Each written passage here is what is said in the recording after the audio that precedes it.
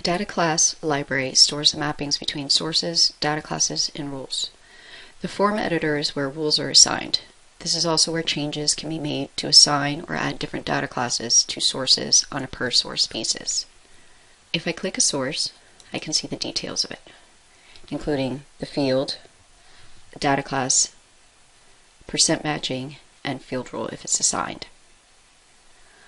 The percent matching shows a number if it matched on data, a name if it matched the column name to the data class, and user if the user selected it.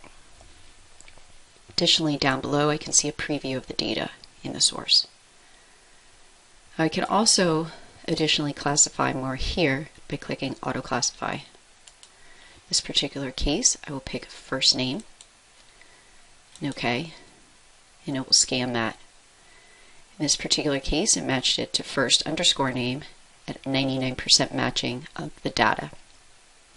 Now I happen to know that I don't want to manipulate first name, so I can unclick and remove the mapping here.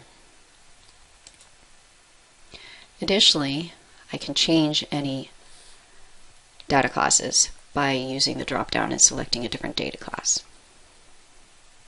Now I might have missed something and I don't want to use auto classify, for instance in this particular case phone number, because my phone US data class checks for valid phone numbers. In this particular table I happen to know that my phone numbers are invalid, but I still want to go ahead and manipulate those.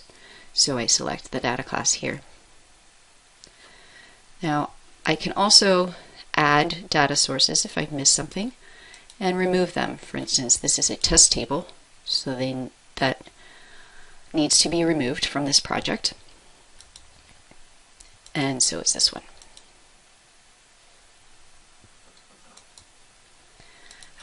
Once I've reviewed my results and assigned all the data classes I need to, I can start to assign rules.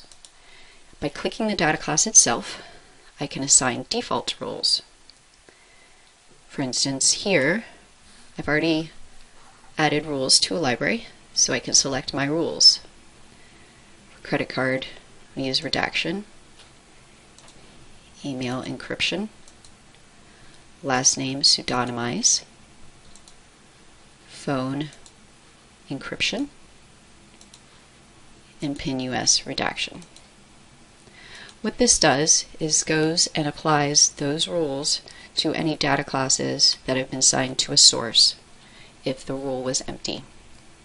I can see those when I click on Table, and there are my rules automatically applied. Now I can go ahead and change the rule if I need it here on a per column basis. Now that rules have been assigned to the data classes, I can use this data class library in other wizards.